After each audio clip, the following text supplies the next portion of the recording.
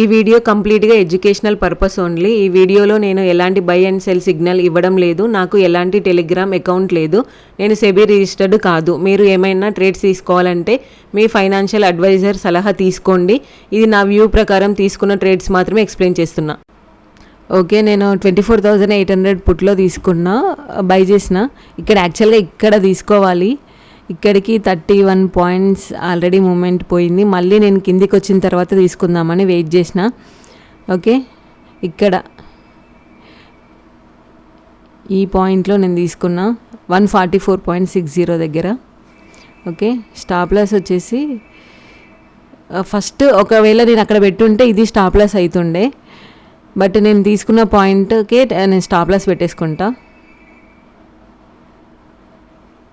Okay, 19 points stop loss వస్తుంది.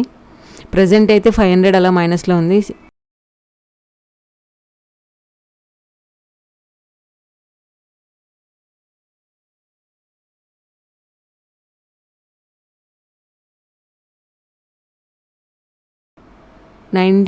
Almost 20 points అవుతుంది నాకు దీంట్లో స్టాప్ లాస్. టార్గెట్ వచ్చేసి 40 పాయింట్స్ పెట్టేస్తున్నా, 1:2.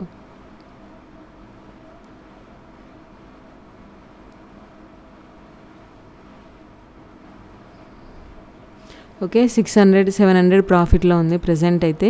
ఈ ట్రేడ్ మొత్తం క్లోజ్ అయిన తర్వాత నేను ఎక్స్ప్లెయిన్ చేస్తాను మీకు.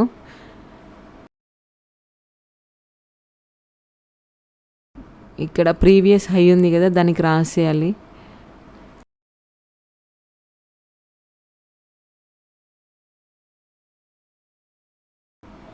ఓకే, దీంట్లో నా టార్గెట్ వచ్చేసి 24,600 వరకు పెట్టేసిన.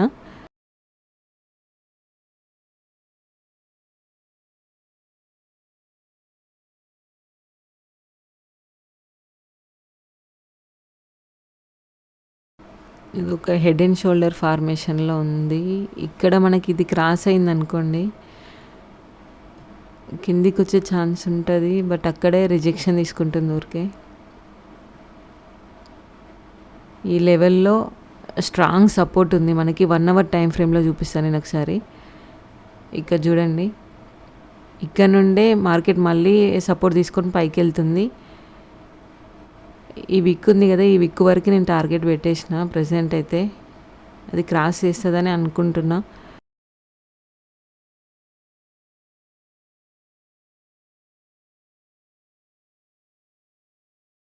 ఒకసారి ఇది 15 మినిట్స్ టైం ఫ్రేమ్లో చెక్ చేద్దాం. సేమ్ ఈ ఏరియా నుండే రిజెక్షన్ తీసుకుంటుంది. ఇక్కడ నుండే ప్రతిసారి రిజెక్షన్ తీసుకొని కిందికి వెళ్తుంది. చూద్దాం ఇది క్రాస్ అవుతుందా లేదా అని.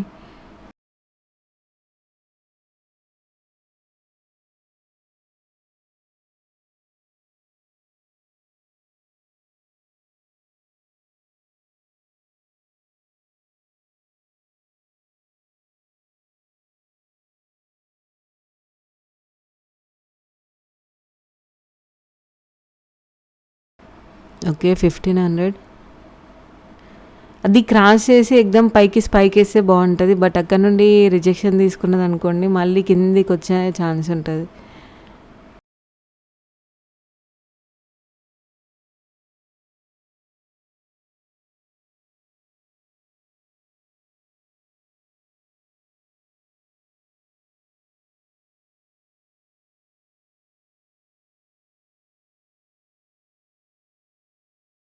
వన్ అవర్ టైం ఫ్రేమ్లో చెక్ చేద్దాం ఒకసారి.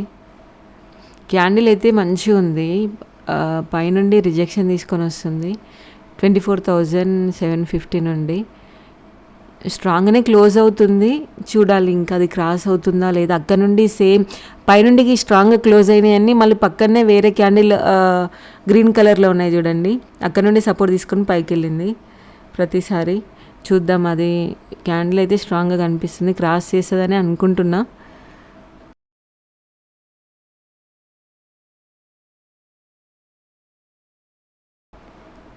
$24,600 వరకు అయితే టార్గెట్ పెట్టేసుకున్నా నేను. అంటే 1 అవర్ టైం ఫ్రేమ్లో ప్రీవియస్ వీక్ ఉంది కదా, దాని వరకు నేను టార్గెట్ పెట్టేసుకున్నా. చూద్దాం టార్గెట్ రీచ్ అవుతుందా లేదంటే స్టాప్ లాస్ హిట్ అవుతుందా అని. దీంట్లో నాకు ఆల్మోస్ట్ 20 పాయింట్స్ వచ్చింది స్టాప్ లాస్. 19.80 వచ్చింది.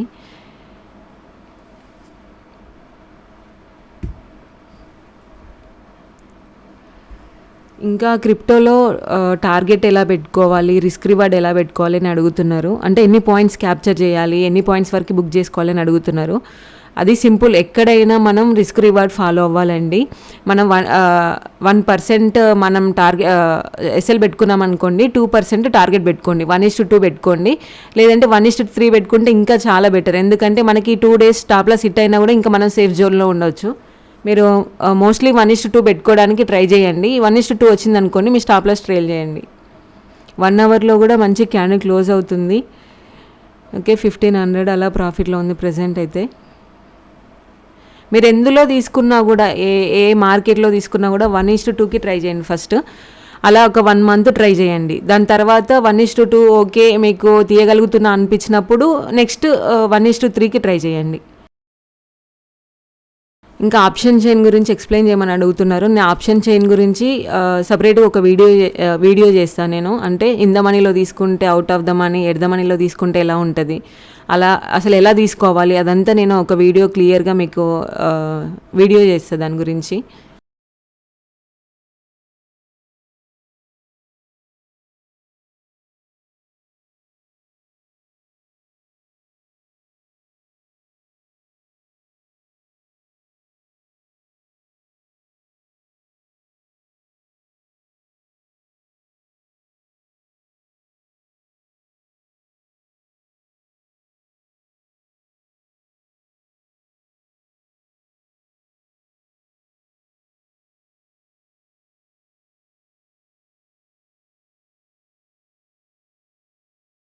ఇంకా కమెంట్లో ఎలా బై చేయాలి, ఎలా సేల్ చేయాలి, మేము బిగినర్స్ అని అడుగుతున్నారు. నేను ఓన్లీ దాని గురించి ఎలా బై చేయాలి, అప్ ట్రెండ్లో ఉంటే బై చేయాలా సేల్ చేయాలా, డౌన్ ట్రెండ్లో ఉంటే బై చేయాలా సేల్ చేయాలా, అసలు ఎలా బై చేయాలి, ఎలా సెల్ చేయాలి, మనం స్టాప్ లాస్ ఎలా పెట్టుకోవాలి, టార్గెట్ ఎలా పెట్టుకోవాలి, వీటన్నిటి గురించి కూడా ఒక వీడియో క్లియర్గా చేస్తా.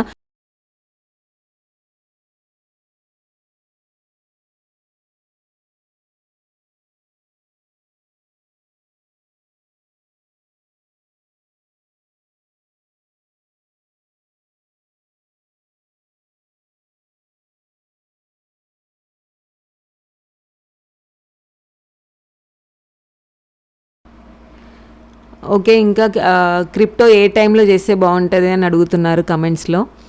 నేనైతే రెగ్యులర్గా ఈవినింగ్ 6కి స్టార్ట్ చేస్తా చార్ట్ చూడడం. 6 to అంటే మధ్య మధ్య చూస్తూనే ఉంటా. మోస్ట్లీ మూమెంట్ అయితే నాకు 6 to 12 మధ్యలో, ఈవినింగ్ 6 to 12 వరకు నాకు మూమెంట్ ఎక్కువ అనిపిస్తుంది. అందుకనే మోస్ట్లీ నేను ఏమైనా ట్రేడ్ తీసుకుంటే ఆ టైంలో నేను ప్లాన్ చేసుకుంటా.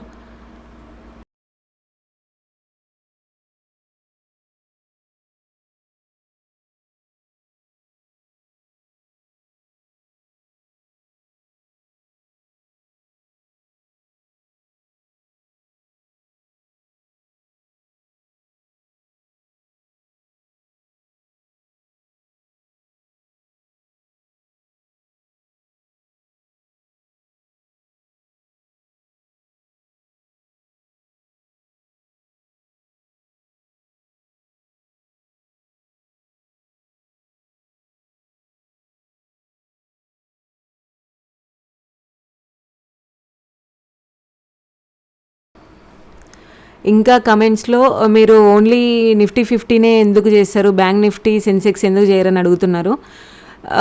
నా ఆన్సర్ ఏంటంటే, రెగ్యులర్గా దీనిపైనే మనం చేస్తూ ఉంటే మనం పెట్టే పాయింట్స్ అన్నీ క్లియర్గా అర్థమవుతుంది.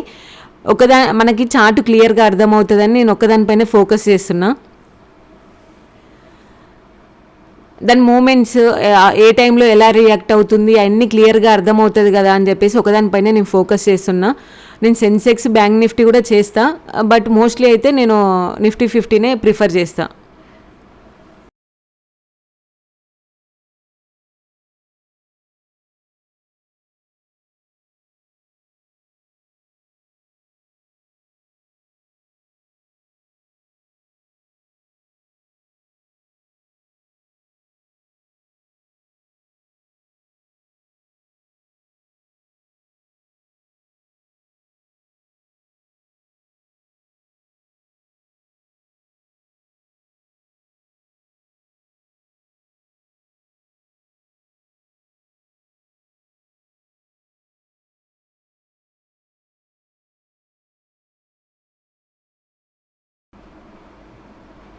2000 నేను స్కాల్పర్ మోడ్ అయితే ఆన్లో పెట్టేస్తున్నా.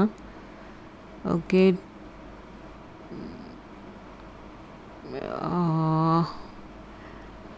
ఓకే నేను ఇక్కడ సెల్ చేసేసిన. అందులోటి నేను వెయిట్ చేద్దాం అనుకున్నా, దానిపైన పెట్టిన నా చెయ్యి క్లిక్ అయిపోయింది. ఓకే, టార్గెట్ వచ్చింది. ఓకే, 2242 వచ్చింది.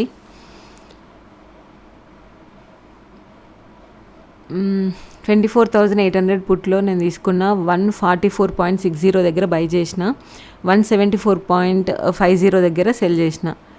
ఓకే, 75 క్వాంటిటీతోనే నేను తీసుకున్న. 2242.50 ఈరోజు ప్రాఫిట్. నాకు దీనికి 10,845 క్యాపిటల్ యూజ్ అయింది. ఓకే, ఓవరాల్గా 13,087.50 అయింది ఈరోజు నా ప్రాఫిట్. ఓకే, నేను ఇక్కడ ఈ పాయింట్లో ట్రేడ్ తీసుకున్నా. ఇక్కడ ఎందుకు ట్రేడ్ తీసుకున్నానో మీకు ఎక్స్ప్లెయిన్ చేస్తా. ఈరోజు మార్నింగ్ క్యాండిల్ వచ్చేసి ఇక్కడ ఓపెన్ అయింది. 24,691 దగ్గర ఓపెన్ అయింది. ఇక్కడ నుండి మళ్ళీ పైకి వెళ్ళి మనకి ప్రీవియస్ ఏదే రెసిస్టెన్స్ ఉందో, నిన్న ఎక్కడ నుండి రిజెక్షన్ తీసుకుందో సేమ్ అదే పాయింట్ నుండి మళ్ళీ రిజెక్షన్ తీసుకుంది ఇక్కడ నుండి. ఓకే, 24,000 ఈ ప్లేస్లో 24,750 ఆ రేంజ్లో మనకి ఒక రెసిస్టెన్స్ ఉంది. అక్కడ నుండి మళ్ళీ ఈ ప్లేస్కి వెళ్ళి ఇక్కడ నుండి మళ్ళీ రిజెక్షన్ తీసుకొని 200ని క్రాస్ చేసి కిందికి వచ్చింది. 20ని కూడా క్రాస్ చేసింది. ఇక్కడ క్రాస్ చేసి మళ్ళీ పైకి వెళ్ళి ఇక్కడ ఈ గ్రీన్ క్యాండిల్ని ఎలిమినేట్ చేస్తున్న ఈ రెడ్ క్యాండిల్లో నేను అనుకున్నా, బట్ అక్కడ నేను ట్రేడ్ తీసుకోలే. అసలు మూమెంట్ వెళ్తుందా లేదా, ఎంత వెళ్తుంది అని చెక్ చేద్దామని నేను వెయిట్ చేస్తున్నా. ఓకే, ఇక్కడ ఈ ప్లేస్లో అనుకున్నా నేను. ఓకే, దాని తర్వాత మళ్ళీ కిందికి వచ్చి ఇక్కడ నుండి మళ్ళీ పైకి వెళ్ళింది. ఈ రేంజ్ ఇక్కడ ఈ ప్లేస్ నుండి మళ్ళీ పైకి వెళ్ళింది. ఇక్కడ నుండి మళ్ళీ పైకి వెళ్ళి మనకి ఓపెనింగ్ క్యాండిల్ ఏదైతే ఉందో అక్కడ నుండి మళ్ళీ రిజెక్షన్ తీసుకొని కిందికి వస్తుంది అని చెప్పేసి ఇక్కడ గ్రీన్ క్యాండిల్ని క్రాస్ చేసింది. సేమ్ టైం ఇక్కడ 20 ఉంది కదా, 20ని కూడా క్రాస్ చేసి నాకు ఇక్కడ చూడడానికి అప్పుడు హెడ్ అండ్ షోల్డర్ ఫార్మేషన్లో అనిపించింది. ఇది క్రాస్ చేసి కిందికి వచ్చే ఛాన్స్ ఉంటుంది అని చెప్పేసి నేను ఇక్కడ ట్రేడ్ తీసుకున్నా. ఓకే, ఇక్కడ ఈ ప్లేస్లో ట్రేడ్ తీసుకున్నా. నా టార్గెట్ వచ్చేసి అప్పుడు 24,600 ఉండే. మీరు చూడొచ్చు 600 వరకు ఇంకొక ఎన్ని పాయింట్స్ వచ్చినాయి, ఒక 12 పాయింట్స్ అలా కిందికి వచ్చి మళ్ళీ ఇక్కడ నుండి సపోర్ట్ తీసుకొని మళ్ళీ పైకి వెళ్ళింది మార్కెట్. మీరు ఇక్కడ చూడొచ్చు. ఓకే, మీరు ఇక్కడ 15 minutesలో చూడొచ్చు. ఇక్కడ టార్గెట్ ఇచ్చి ఎగ్దమ్ ఇట్లనే కొంచెం కిందికి క్రాస్ చేసి ఇక్కడ నుండి విక్కేసి పైకి వెళ్ళింది.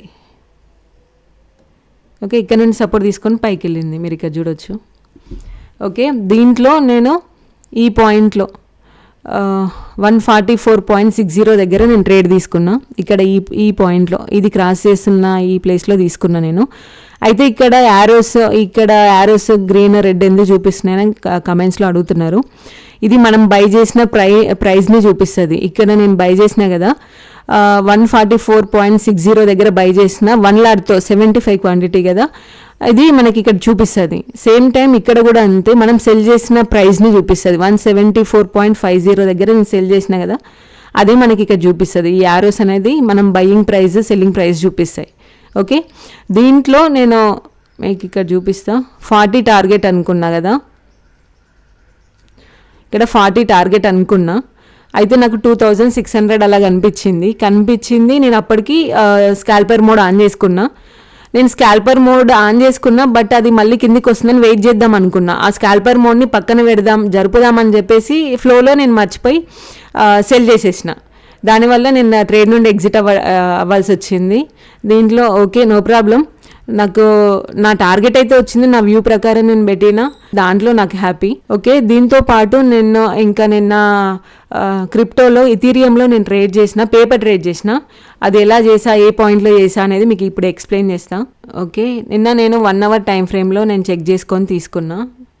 ఇది ఫుల్ స్క్రీన్ పెట్టేస్తా. ఓకే, ఇక్కడ ఈ ప్లేస్లో మార్కెట్ మొత్తం కంప్లీట్గా సైడ్ వేస్ అయింది. ఇక్కడ నుండి ఈ పిన్ బార్ ఉంది కదా, ఈ 20 SMA నుండి మనకి 200 నుండి ఒక పిన్ బార్ వచ్చింది. దాని తర్వాత ఈ క్యాండిల్ ఈ పిన్ బార్ని మొత్తం కవర్ చేసి ఇది క్లియర్ చేసింది, మొత్తం ఫిల్ చేసింది. మనకి ఏదైతే రెసిస్టెన్స్ ఏరియా ఉందో దీన్ని కూడా క్రాస్ చేసి వెళ్తుంటుంటే నేను 1 minute టైం ఫ్రేమ్లోకి వెళ్ళి ఇక్కడ నేను ట్రేడ్ తీసుకున్నా. ఓకే, ఈ లెవెల్ని క్రాస్ చేస్తున్నప్పుడు పైకి వెళ్ళి మళ్ళీ కిందికి వచ్చి 1 minute టైం ఫ్రేమ్లోకి వెళ్ళినా, ఇది క్రాస్ చేసినప్పుడు అది పైకి వెళ్ళి కిందికి వచ్చి రీటెస్ట్ చేసుకొని వెళ్తున్న టైంలో నేను అక్కడ ట్రేడ్ తీసుకున్నా. ట్రేడ్ తీసుకొని దీంట్లో ఆల్మోస్ట్ 80 points అలా క్యాప్చర్ చేసిన అనుకుంటా. మీకు ఒకసారి నేను ఎలా చేశాను పేపర్ ట్రేడ్ అనేది ఇప్పుడు నేను చూపిస్తా చూడండి. ఓకే, ఒకవేళ మీరు క్రిప్టోలో ట్రేడ్ చేయాలి అనుకుంటే కింద డిస్క్రిప్షన్లో డెల్టా ఎక్స్చేంజ్ రిఫరల్ లింక్ పెట్టిన, దాని త్రూ మీరు ట్రేడ్ చేసుకోవచ్చు. ఎలా ఓపెన్ చేయాలి ఏంటి అనేది అదంతా కూడా నేను ఒక వీడియో పోస్ట్ చేసిన, ప్రీవియస్గా ఒక వీడియో పోస్ట్ చేసిన, దాంట్లోకి వెళ్ళి చూడండి మీరు. ఆ వీడియో లింక్ కూడా నేను కింద డిస్క్రిప్షన్లో పెడతా.